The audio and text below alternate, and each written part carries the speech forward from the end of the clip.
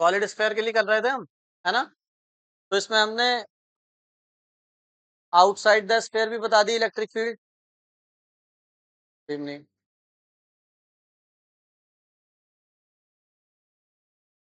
Good evening. School दो इनको ये रखे हुए हैं देखो कई सारे ये के पास। चलो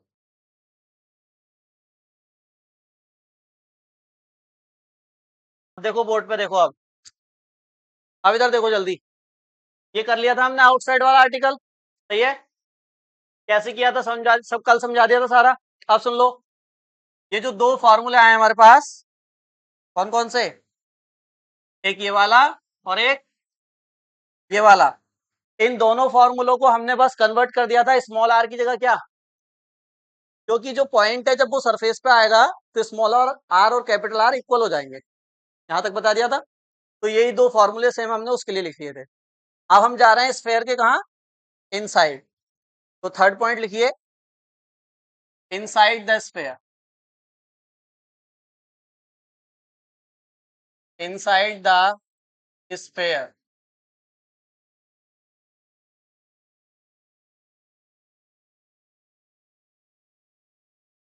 गोले के भीतर।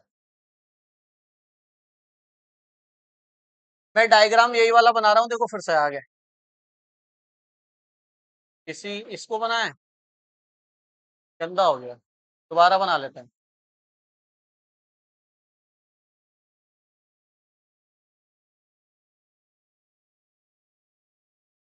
देखिए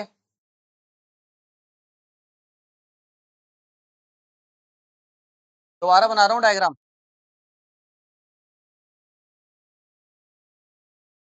अंदर कैसा चार्ज था, पॉजिटिव था ना।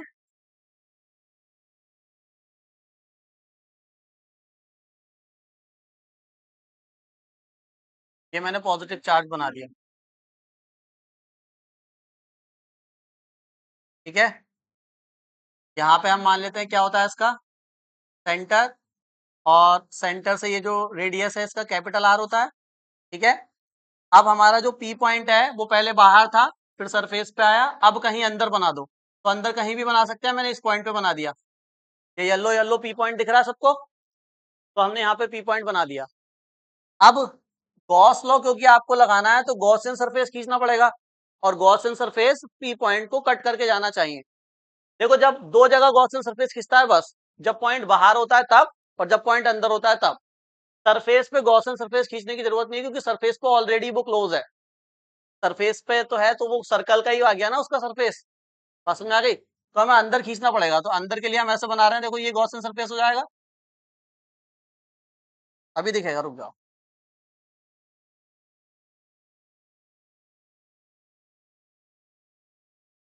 अब दिख रहा है नहीं, या कलर बदल दूं बताओ, सही है। या ऐसा कर दें बताओ, क्या ये कर दें, कौन सा कलर ज्यादा अच्छा दिखेगा, ब्लैक सही है। चलो ब्लैक रहने दो। तो ये जो ब्लैक ब्लैक है हमारा, ये क्या आ गया बताइए, गॉसियन।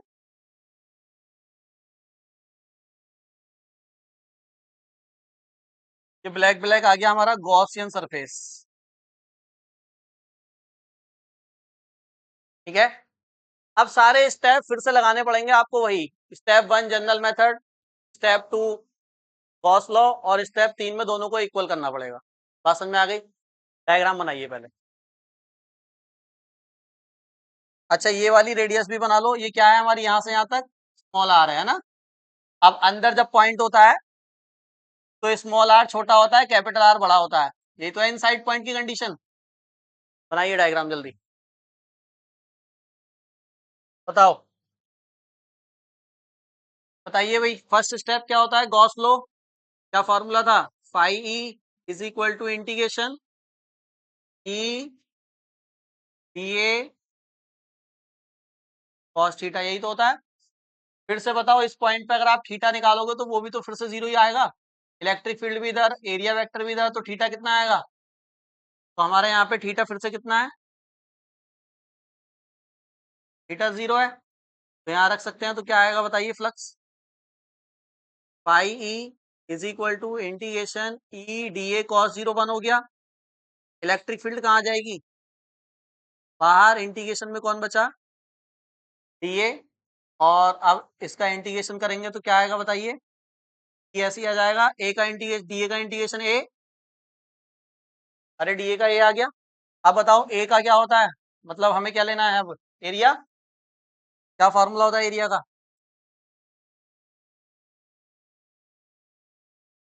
4 पाई आर, कौन सा लूं, स्मॉल कैपिटल।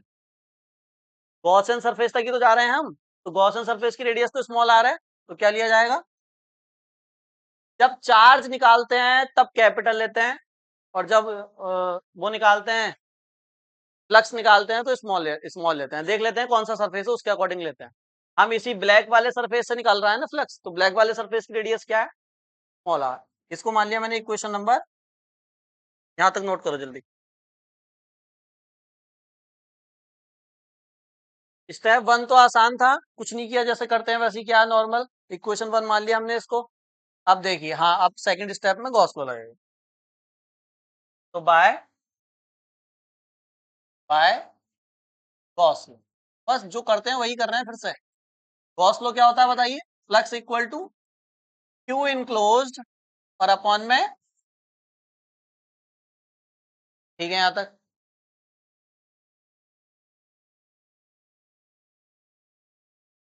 ठीक है यहां तक। अब मुझे बताओ, गॉसियन सरफेस हमारा कहाँ है, उसको ध्यान से देखना। गॉसियन सरफेस ये छोटा वाला स्फीयर ही तो है, और ये इस, हेलो, अरे आया ना तू लेने पैसे, अरे आकाश भैया। हाँ तो ब्लैक वाले स्फेयर को देखना है आपको, ब्लैक वाला स्फेयर पिंक वाले स्फेयर से छोटा है, ठीक है छोटा है ना। मुझे बताओ क्यू चार्ज किसके ऊपर है, पिंक वाले के ऊपर या ब्लैक वाले के ऊपर। जो क्यू चार्ज है वो तो पिंक वाले के ऊपर है, टोटल क्यू चार्ज तो पिंक स्फेयर जो है उसके ऊपर है। ब्लैक वाला क्योंकि आपने अब छोटा स्फेयर लिया है तो उस पर चार्ज कुछ कम आ जाएगा। अरे ये वाला चार्ज थोड़ी ना आएगा ब्लैक वाले के अंदर, ये वाला चार्ज थोड़ी ना आएगा, ये तो अब एक्स्ट्रा है ना आपका। आपने केवल ब्लैक वाला लिया है स्फेयर, तो ब्लैक वाले के अंदर जितना चार्ज होगा वही तो आएगा। तो जो क्यू इनक्लोज्ड आप लगा रहे हो यहाँ पर, ये ब्लैक वाले के लिए लगा रहे हो, गॉस लो गॉसियन सरफेस के लिए तो लगा रहे हो, और गॉसियन सरफेस एक्चुअल स्फेयर से छोटा है, तो एक्चुअल स्फेयर पे कितना चार्ज था, प्लस का क्यू। लेकिन छोटे वाले पे तो प्लस का क्यू नहीं होगा, प्लस के क्यू से थोड़ा क्या होगा, कम होगा, क्योंकि वो स्फेयर छोटा है, उसका सरफेस एरिया भी छोटा होगा, वॉल्यूम भी छोटा होगा। भाई किसका वॉल्यूम बड़ा होगा, पिंक वाले का या ब्लैक वाले का, पिंक वाले का वॉल्यूम ज्यादा है तो उसमें ज्यादा चार्ज आया, और ब्लैक वाले का वॉल्यूम क्या है, कम है, तो उस पर कम चार्ज आएगा। तो अब कम चार्ज आएगा कितना, मुझे तो चार्ज चाहिए ना। तो मैंने मान लिया, मैंने क्या करा, मान लिया कि जो ब्लैक वाला स्फेयर है इस पर क्यू डैश चार्ज है। कितना चार्ज है, क्यू डैश। अब मुझे नहीं पता क्यू डैश कितना है, मैंने अभी के लिए मान लिया गॉस लॉ लगाने के लिए कि ब्लैक वाले स्फेयर के ऊपर क्यू डैश चार्ज है। हाँ ये इतना कंफर्म है कि जो क्यू डैश है वो क्यू से क्या है, छोटा है। बताओ बात ये समझ में आई नहीं आई, पहले तो इतना बताओ। क्यू डैश क्यू से छोटा होगा क्योंकि क्यू जो है वो बड़े वाले स्फेयर के ऊपर चार्ज है, और क्यू डैश जो है वो छोटे वाले स्फेयर के ऊपर चार्ज है। छोटे स्फेयर पे कम चार्ज, बड़े स्फेयर पे ज्यादा चार्ज, क्योंकि बड़े स्फेयर का वॉल्यूम ज्यादा होता है, छोटे स्फेयर का वॉल्यूम कम होता है। यहां तक बात समझ में आ गई। तो अब बताइए यहाँ पे जो इसने पूछा है क्यू इनक्लोज्ड, तो क्यू इनक्लोज्ड की जगह में क्या लिखूंगा अब, क्यू या क्यू डैश, तो मैं लिखूंगा क्यू डैश, ठीक है। और डिवाइड में क्या आएगा, सही है भाई, अरे लिख सकते हैं यहां तक, नहीं यहां तक ठीक है। लेकिन दिक्कत क्या है, जब तक आपको क्यू डैश की वैल्यू नहीं पता चलेगी तब तक आप नहीं कर सकते इसको।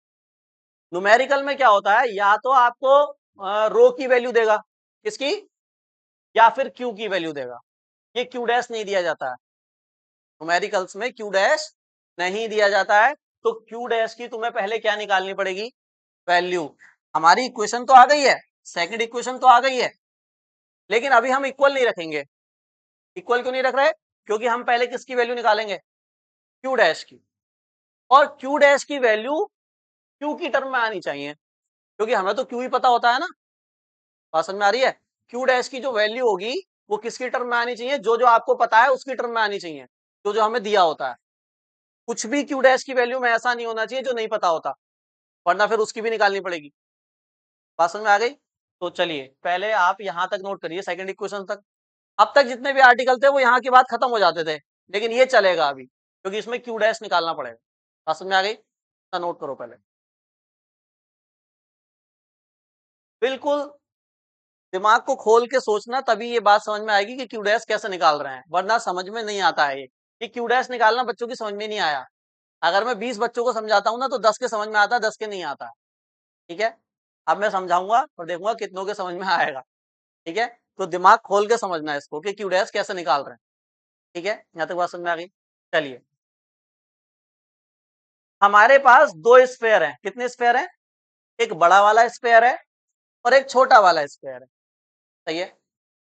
बड़े वाले स्फेयर के ऊपर क्यू चार्ज है, बड़े वाले स्फेयर के ऊपर सुहानी क्यू चार्ज है, और छोटे वाले स्फेयर के ऊपर मुझे चार्ज पता ही नहीं था, तो मैंने कितना मान लिया? क्यू डैश मान लिया।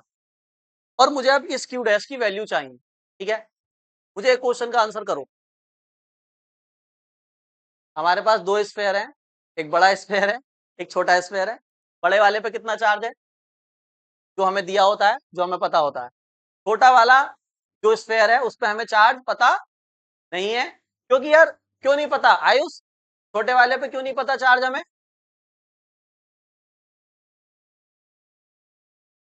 बिल्कुल सही, और अंदर वाला स्फेयर फिक्स भी तो नहीं है भाई। ये पॉइंट तुमने यहां लिया है, मान लो कोई बच्चा कहता कि भैया हम यहां नहीं ले रहे पॉइंट, हम तो यहां ले रहे हैं, ये भी तो अंदर ही है, तो इसके लिए कितना छोटा सा स्फेयर बनता, तो उस पर तो और छोटा चार्ज आता।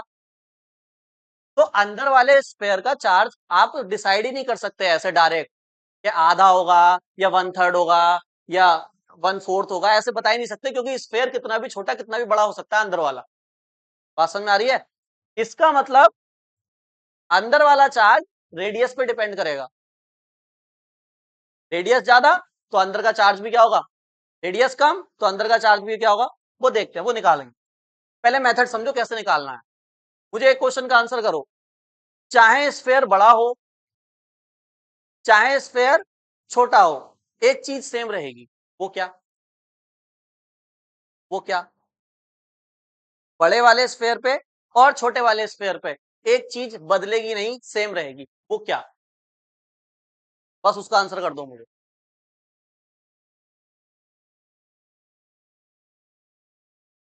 क्या चीज सेम रहेगी? बस जो इसका आंसर कर देगा ना, 2 मिनट में क्यू डैश निकल के आ जाएगा। बड़े वाले स्फेयर पर और छोटे वाले स्फेयर पर एक चीज नहीं बदलेगी, वो सेम रहेगी। क्या चार्ज नहीं बदलेगा? नहीं, चार्ज तो बदलेगा। चार्ज तो बदलेगा, ऐसे सोचो, है ना, थिंक करो। क्या वॉल्यूम नहीं बदलेगा? वॉल्यूम भी बदलेगा। बड़े वाले स्फेयर का वॉल्यूम ज्यादा, छोटे वाले का कम। हाँ, तो क्या नहीं बदलेगा?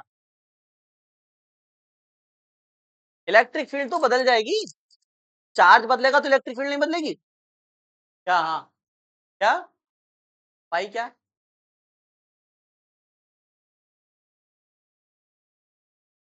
स्फेयर का पाई क्या? एरिया? एरिया वॉल्यूम ऐसे बताओ ना।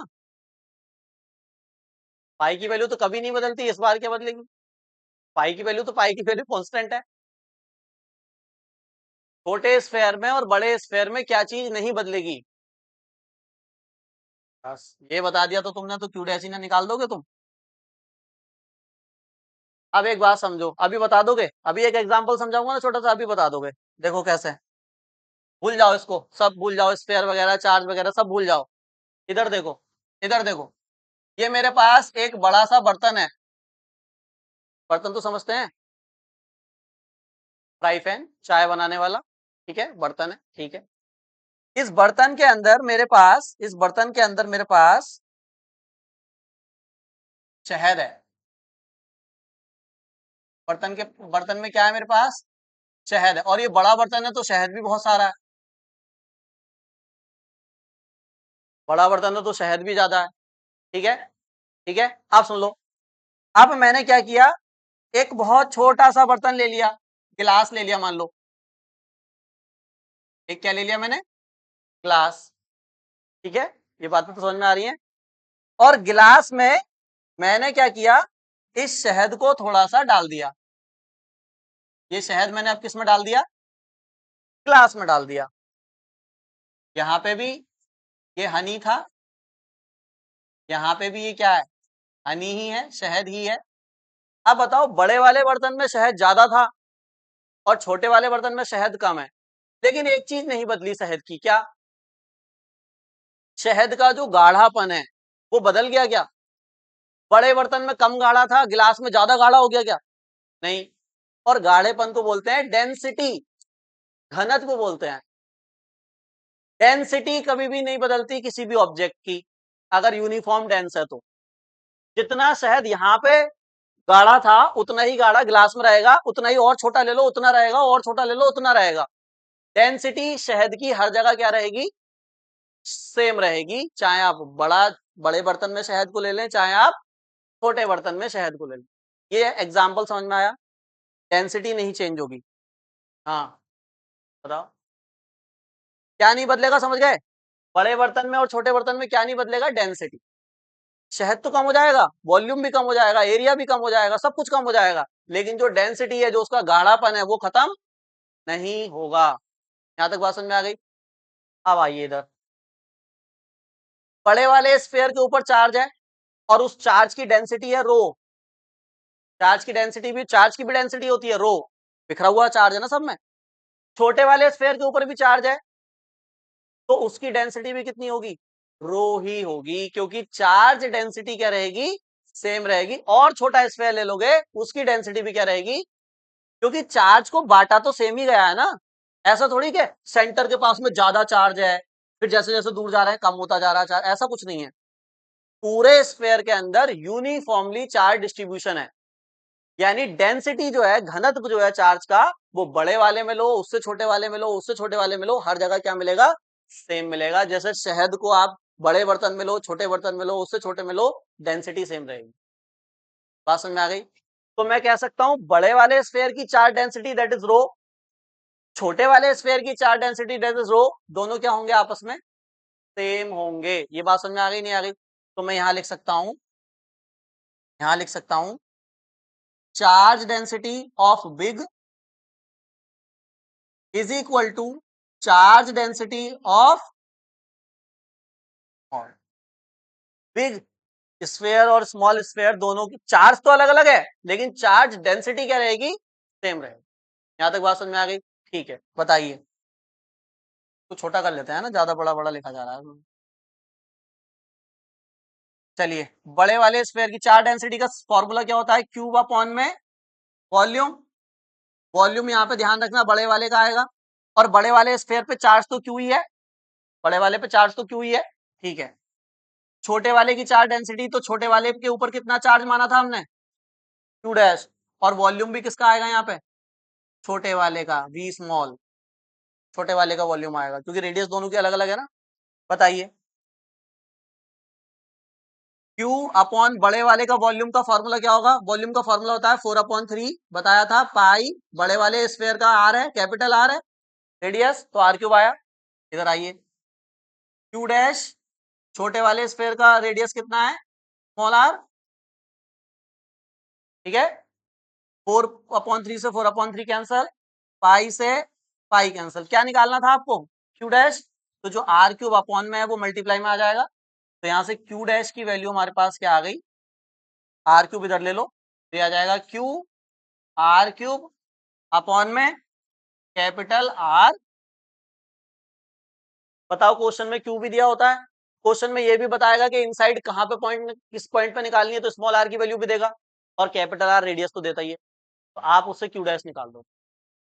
बात समझ में आ गई। तो मैं तो कुछ नहीं कर रहा, मैं इस क्यू डैश की वैल्यू को, हमारी जो इक्वेशन बन रही थी वहां पे पुट करके फ्लक्स निकालूंगा, फिर मैं थर्ड स्टेप लगाऊंगा, दोनों को बराबर कर, ठीक है। पहले आप क्यू डैश निकालो। तो हमें जो क्यू डैश की वैल्यू मिली है, ये वाली वैल्यू, इस पूरी वैल्यू को हम पुट करेंगे अब कहां पर, इस क्यू डैश की जगह पर, ठीक है।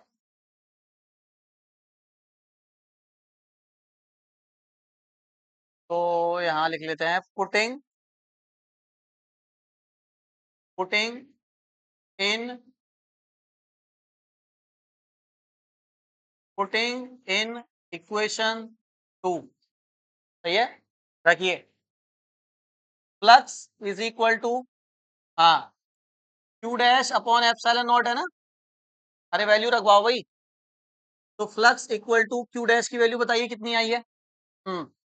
तो क्यू आर क्यूब अपॉन में ये वाला आर तो एप्सिलॉन नॉट के पास आ जाएगा, एप्सिलॉन नॉट आर क्यूब। सही है, इसको मानेंगे इक्वेशन नंबर। अब फर्स्ट इक्वेशन में भी फ्लक्स ही निकला था, है ना, और थर्ड इक्वेशन में भी फ्लक्स ही निकला है। फर्स्ट को और थर्ड को इक्वल करना है, फर्स्ट को और थर्ड को, क्योंकि थर्ड में ही तो है क्यू, सेकंड में तो क्यू डैश था, है ना। चलिए, from equation first and equation third, बताइए क्या था। फर्स्ट इक्वेशन क्या थी, E into 4 pi R square, और थर्ड इक्वेशन क्या है, इसको याद कर लो जरा एक मिनट के लिए।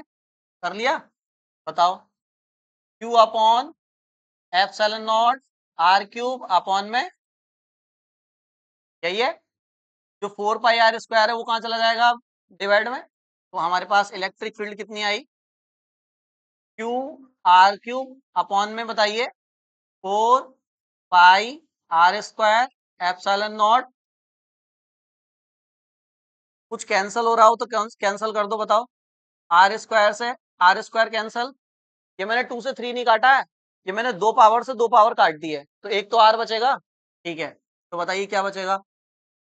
इसको मैं ऐसे लिख लेता हूँ अलग ब्रैकेट में, 1/4 पाई एप्सिलॉन नॉट अलग लिख लिया। ऊपर क्या बचा, क्यू आर, एक आर बचा, अपॉन में क्या है बताइए। ये होती है electric field inside solid sphere. ठीक है, फॉर्मूला डायरेक्ट याद करो, आसान है याद करना, नोट कर लो। अगर इस फॉर्मूले को आपको रो में कन्वर्ट करना है तो हम इधर कर देते हैं। कैसे बताया है, बताइए। रो का फॉर्मूला क्या होता है, रो इक्वल टू, बिग वाले के लिए लिख रहे हैं, क्यू अपॉन बी, यही है रो। तो यहां से क्यू निकालेंगे तो क्या आएगा, रो इंटू बी, मल्टीप्लाई में चला जाएगा। तो यहाँ से क्यू इक्वल टू, रो ऐसे ही लिख रहा रहने दिया, वॉल्यूम का फॉर्मूला लगा दिया बड़े वाले का, 4/3 पाई आर क्यूब, बड़े वाले के लिए लगाया है क्योंकि क्यू चार्ज बड़े वाले पे ही तो है। बस अब यहाँ पे जो क्यू आया हुआ है ना, इसकी जगह ये पूरा पुट कर दो, रो में आ जाएगा आंसर। करिए पुट। तो ई इनसाइड का एक और फॉर्मूला रो की टर्म में, हाँ बताइए, 1/4 पाई एप्सिलॉन नॉट। क्या भाई, क्यू की जगह रखवाइए इसको, क्या है ये, रो 4/3 पाई आर क्यूब इंटू में स्मॉल आर भी है और अपॉन में आर क्यूब भी है। क्या क्या कैंसिल हुआ बताइए, 4 से 4 पाई से पाई आर क्यूब से आर क्यूब, बस। तो क्या आया, ई इनसाइड, बिल्कुल ऐसे ही बनेगा। तो ऊपर क्या है, रो आर, और ये 3 नीचे आ जाएगा, तो नीचे कौन है इसके पास, केवल एप्सिलॉन नॉट, यही है ना। तो ये रो में आ गया, देखो रो में कितना छोटा आया है और क्यू में थोड़ा बड़ा फॉर्मूला। तो हमने क्यू में भी लिख लिया इसको, रो में भी लिख लिया, नोट कर लो। बताइए, अब देखो हमने स्फेयर को भी बना दिया है ऊपर, ताकि आपको ये समझ में आए कि हम कहाँ तक चल रहे हैं तो इनसाइड है और कहाँ तक चल रहे हैं तो आउटसाइड है। बिल्कुल ऐसे ही बना के आना पड़ेगा, आप यहाँ पे भी स्पेयर भी बनाओगे एक, ताकि उसको दिखाई दे कि कहाँ से इलेक्ट्रिक फील्ड मैक्सिमम हुई है, कहाँ से मिनिमम हुई है। मुझे ये बताओ कि मैक्सिमम इलेक्ट्रिक फील्ड कहाँ पर होगी इस बार, इस बार मैक्सिमम इलेक्ट्रिक फील्ड कहाँ पर होगी ये बताइए। कहाँ होगी, सरफेस पे होगी, आपके भी, कोई और, सबसे ज्यादा इलेक्ट्रिक फील्ड कहाँ होगी बताइए।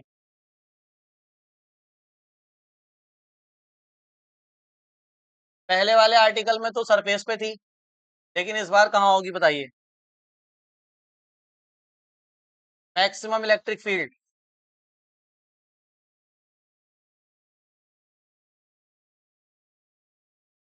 बताओ, आप बताओ। अच्छा मुझे ये बताओ, क्या अब इस बार इनसाइड इलेक्ट्रिक फील्ड जीरो है या नहीं है? जीरो नहीं है इस बार। देखो इनसाइड इलेक्ट्रिक फील्ड का हमारे पास दे आया ना, फॉर्मूला आया नहीं आया? अब मुझे बताओ, inside electric field directly proportional to आ रही है किसके? स्मॉल आर के। अब एक मिनट यहां पे समझ लो जरा। देखो जब तक आप स्फेयर के अंदर रहोगे, जैसे जैसे स्मॉल आर बढ़ेगा, आपका स्फेयर बड़ा होता जाएगा। स्फेयर बड़ा होता जाएगा तो उस पर चार्ज भी बढ़ता जाएगा। चार्ज भी बढ़ता जाएगा तो इलेक्ट्रिक फील्ड भी बढ़ती जाएगी। जितना आर बढ़ेगा उतनी इलेक्ट्रिक फील्ड बढ़ेगी, दोनों डायरेक्टली प्रोपोर्शनल है। ये बात समझ में आ रही है कि आर बढ़ने से इलेक्ट्रिक फील्ड क्यों बढ़ रही है? दोबारा डायग्राम से समझ लो। देखो ये ब्लैक वाला जो स्फेरिकल सरफेस है, इसी की तो रेडियस आर है। अगर मैं पॉइंट को थोड़ा और आगे ले लेता अंदर ही, तो आर बढ़ जाता, तो स्फेयर भी बड़ा हो जाता। स्फेयर बड़ा हो जाता तो उसके अंदर चार्ज भी ज्यादा आता। चार्ज जाता ज्यादा आता तो उसकी इलेक्ट्रिक फील्ड भी क्या होती? ज्यादा हो जाती। जितना चार्ज उतनी इलेक्ट्रिक फील्ड। तो आप जैसे जैसे अंदर से बाहर की तरफ जाएंगे, स्मॉल आर की वैल्यू बढ़ती जाएगी। देखो यहाँ छोटा गोला, और आगे जाओगे उससे बड़ा गोला, और आगे जाओगे उससे बड़ा गोला। तो जैसे जैसे स्मॉल आर बढ़ेगा, स्फेयर का साइज क्या होता जाएगा, तो इलेक्ट्रिक फील्ड भी क्या होती जाएगी? बढ़ती जाएगी। बढ़ते बढ़ते बढ़ते बढ़ते जब आप सरफेस पे पहुंच जाओगे, तो स्मॉल आर की वैल्यू मैक्सिमम हो जाएगी। मतलब जितना वो चार्ज इकट्ठा कर सकती थी उतना कर पाएगी मैक्सिमम। जब आप सरफेस पे होगे तो टोटल चार्ज आ जाएगा कितना? क्यू। ठीक है, सरफेस पे जब आप आ जाएंगे तो चार्ज कितना हो जाएगा? क्यू। लेकिन जब आप जैसे ही सरफेस से बाहर जाएंगे, अब गोला तो बड़ा होगा लेकिन चार्ज नहीं बढ़ेगा। अब यहाँ चार्ज थोड़े ना कोई ये खाली जगह है तो चार्ज तो अब क्या हो जाएगा सरफेस पे जाने के बाद? फिक्स। क्यू। सरफेस से जितना दूर जाते जाओगे अब चार्ज नहीं बढ़ेगा, केवल क्या बढ़ेगी? डिस्टेंस बढ़ेगी। और जब डिस्टेंस बढ़ती है तो इलेक्ट्रिक फील्ड घटती जाती है। तो सेंटर से बढ़ना स्टार्ट हो जाएगी, बढ़ेगी बढ़ेगी बढ़ेगी बढ़ेगी बढ़ेगी, कहां तक बढ़ेगी? सरफेस तक। और जैसे ही आप फिर सरफेस से दूर जाओगे, फिर चार्ज नहीं बढ़ पाएगा, केवल डिस्टेंस बढ़ेगी, इसलिए इलेक्ट्रिक फील्ड क्या हो जाएगी? घट जाएगी। देखो जो हमने बाहर के लिए इलेक्ट्रिक फील्ड का फॉर्मूला आया था, उसका फॉर्मूला क्या था बाहर के लिए? कहां गया बाहर वाला? बाहर के लिए जो बताया था वो कहां है? हाँ इधर ही है, ये है। देखो आउटसाइड के लिए फॉर्मूला यही तो था। इसमें स्मॉल आर चेक करो कहां पर है। इसमें स्मॉल आर कहां पर है? बाहर के लिए स्मॉल आर कहां पर है? नीचे। यानी बाहर के लिए electric field inversely proportional to R square है। मतलब आर स्क्वायर की वैल्यू अगर बाहर बढ़ेगी तो इलेक्ट्रिक फील्ड घटेगी। सही है। सरफेस पर तो स्मॉल आर है ही नहीं, कैपिटल आर है। तो सरफेस पे तो स्मॉल आर पे डिपेंड ही नहीं कर रही, क्योंकि स्मॉल आर क्या बन रहा है? तो सरफेस पे तो मैक्सिमम है। सरफेस पे क्या हो जाएगी? मैक्सिमम। लेकिन फिर जैसे जैसे बाहर जाओगे आर बढ़ेगा तो इलेक्ट्रिक फील्ड क्या होगी? लेकिन अंदर में, अंदर क्या बताया हमने? देखो अंदर के लिए जो स्मॉल आर आया है वो कहाँ आया है? अंदर में जो स्मॉल आर आया है वो इनटू में ही आया है। मतलब आर बढ़ेगा तो इलेक्ट्रिक फील्ड बढ़ेगी। फॉर्मूले भी यही बता रहे हैं आप कि इनसाइड से जैसे जैसे बाहर जाओगे आप, इलेक्ट्रिक फील्ड बढ़ती जाएगी बढ़ती जाएगी बढ़ती जाएगी, सरफेस पे मैक्सिमम हो जाएगी, और उसके बाद फिर क्या करेगी? घटेगी। सही है। तो ग्राफ समझ में आया? बनाया? इसको कैसे बनाएंगे? तो मुझे बताओ, ये जो मैंने डॉटेड लाइन बनाई है, ये डॉटेड लाइन यही तो है इनसाइड तक। मतलब यहां आप रहोगे तो अंदर रहोगे इसके। ठीक है। यहाँ पे electric field directly proportional to क्या है बताइए? आर है। तो जैसे जैसे आर बढ़ेगा ग्राफ भी क्या होगा? बढ़ेगा। तो कैसा ग्राफ आएगा? कैसा ग्राफ आएगा? आर बढ़ेगा इलेक्ट्रिक फील्ड बढ़ेगी, आर बढ़ेगा इलेक्ट्रिक फील्ड, तो स्ट्रेट लाइन ही तो आएगा। ये आया स्ट्रेट लाइन। ये मैक्सिमम हो गया। अब ये क्या आया? मैक्सिमम। इसको थोड़ा सा डार्क कर देते हैं। मैक्सिमम हो गई इलेक्ट्रिक फील्ड, सरफेस पे मैक्सिमम हो गई। देखो यहाँ पे जब आप आ गए तो आप कहाँ आ गए? आप यहाँ कहाँ आ गए? सरफेस पर। सरफेस पे आ गया पी पॉइंट, तो ये मैक्सिमम हो गई। अब जब आप आर को और बढ़ाओगे और आगे जाओगे तो अब इलेक्ट्रिक फील्ड घटेगी। और कैसे घटेगी? ई इनवर्सली प्रोपोर्शनल टू 1/r²। और 1/r² होता है तो ग्राफ स्लोप में घटता है, और सिर्फ सिर्फ अगर r होता तो स्ट्रेट लाइन में घटता, लेकिन r² है तो हम कैसे घटाएंगे इसको? तो अंदर की तरफ इलेक्ट्रिक फील्ड बढ़ती गई बढ़ती गई बढ़ती गई बढ़ती गई, सरफेस पे मैक्सिमम हुई, उससे आगे जाने पर फिर घटने लगी, क्योंकि आप जैसे जैसे दूर जाओगे इलेक्ट्रिक फील्ड घटती जाएगी। बात समझ में आ गई? बनाइए ग्राफ, जरूर बना के आना है ग्राफ एग्जाम में, तभी अच्छे नंबर मिलेंगे। या तो एग्जाम में ग्राफ जब आप बना के आओगे इसका, इलेक्ट्रिक फील्ड का, खासकर स्फीयर वाले आर्टिकल का, तो ये गलती मत कर देना ग्राफ बनाने के लिए कि आप ग्राफ को ऐसे बना दो। देखो भाई, आपको याद रहेगा कि भैया ने स्लोप में बताया था कि स्लोप में घटती है, तो आप ऐसे घटाते घटाते घटाते घटाते उसको ऐसे मिला दो। जिसने अगर इस ग्राफ को यहां मिला दिया होगा ना एक्सिस पे, तो उसका ग्राफ तो कटेगा ही कटेगा और नंबर भी कटेंगे। किस किसने मिला रखा है, ईमानदारी से बताओ, किस किसने इस ग्राफ को एक्सिस पे मिला दिया है? इसको भी नहीं, पीछे जो बनवाया था उसको भी।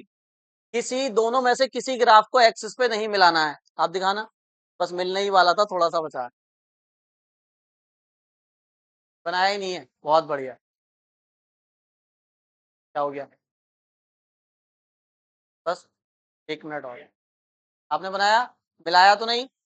किसी ने नहीं मिलाया ना? क्यों नहीं मिला रहे? हाँ, मिला मिला क्यों नहीं सकते इसको? बताओ, इसको एक्सिस पर हम मिला क्यों नहीं रहे, गैप क्यों छोड़ रहे हैं? ये कहां पे मिलेगा, कहां पे मिलेगा ये? इनफाइनाइट पे मिलेगा, क्योंकि इलेक्ट्रिक फील्ड देखो यहाँ पे आर है ना, आर को मैं कितना भी बढ़ाता जाऊं, कितना भी बढ़ाता जाऊं, इलेक्ट्रिक फील्ड जीरो तो नहीं होगी, घटती जाएगी घटती जाएगी घटती जाएगी। ये जीरो कब होगी? जब यहाँ इनफाइनाइट हो जाएगा। 1/इनफाइनाइट फिर किसको टेंस कर जाता है? जीरो को। तो आर को इनफाइनाइट होना पड़ेगा इलेक्ट्रिक फील्ड जीरो होने के लिए। इसका मतलब ये ग्राफ जो है ये इनफाइनाइट तक ऐसे ही चलता रहेगा, एक्सिस पर कभी नहीं मिलेगा। जहां तुमने इसको एक्सिस पे मिलाया वहीं इलेक्ट्रिक फील्ड जीरो हो जाएगी, वो तो हो ही नहीं सकती, वो इनफाइनाइट पे होती है। इसलिए ग्राफ को मिलाना नहीं, डिक्रीज करना। अरे ऐसा भी नहीं बनाना है कि भाई ऐसे बना दिया, ऐसे ग्राफ गया, ऐसे ऐसे गया और ऐसे करके उठा दिया ऊपर को, तो यहाँ तक तो घटी, उसके बाद बढ़ने लगी, ऐसे भी नहीं करना है। नेचर डिक्रीजिंग ही रहना चाहिए और इनफाइनाइट तक रहना चाहिए। बात समझ में आ गई? चलिए बस।